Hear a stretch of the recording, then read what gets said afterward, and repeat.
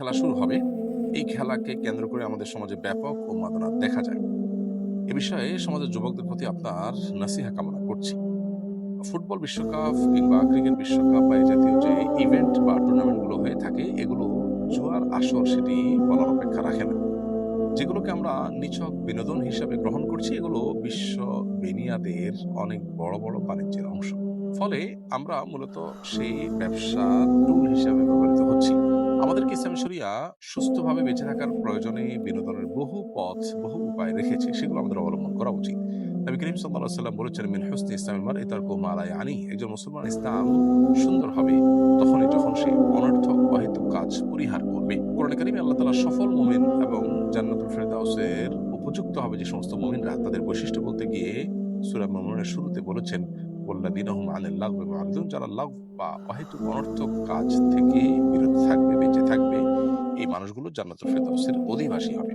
সেজন্য এ সমস্ত খেলাধুলাতে মত্ত হয়ে থাকা, এগুলোতে মাশগুল হয়ে থাকা এবং এগুলোর মধ্যে উন্মাদনায় ডুবে থাকা, এটা কোনো মুমিনের সাথে যায় না। একজন মুমিন যিনি আখিরাতে বিশ্বাসী হবেন, একজন ঈমানদার যিনি জান্নাত জাহান্নামে বিশ্বাসী হবেন, তার কাছে জীবনের প্রতিটা মুহূর্ত গুরুত্বপূর্ণ। তিনি সময় নষ্ট করতে পারেন না এভাবে।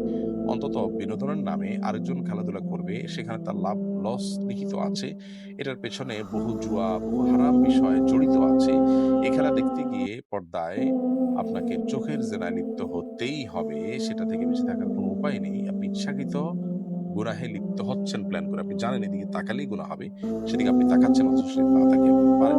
তো এই কাজটি সন্দেহাতীতভাবে নাজায়েজ এবং গুনাহের কথা। এটি বলার অপেক্ষা রাখে না। যে পরিমাণ কর্মঘণ্টা এর ফলে নষ্ট হয়, যে পরিমাণ জুয়ার আসর এখানে বসে, এটা বিশ্ববাসীর জন্য সার্বিক বিচারে ক্ষতিকর, শুধুমাত্র ধর্মীয় বিচারে নয়। অনলাইন অফলাইনে যে পরিমাণে মারামারি হয়, হানাহানি হয়, যে পরিমাণে আপনার রেষারেষি হয়, এমনিতে আমাদের সমাজে ধর্মীয়, রাজনৈতিক নানা কারণে ভেদাভেদের অভাব নেই। আবার খেলাকে ঘিরে আমরা বিভিন্ন দেশের অনুসারী হয়ে, ভাগ হয়ে আপনার গন্ডগোল ফাসাদ হতে পর্যন্ত দেখা যায়।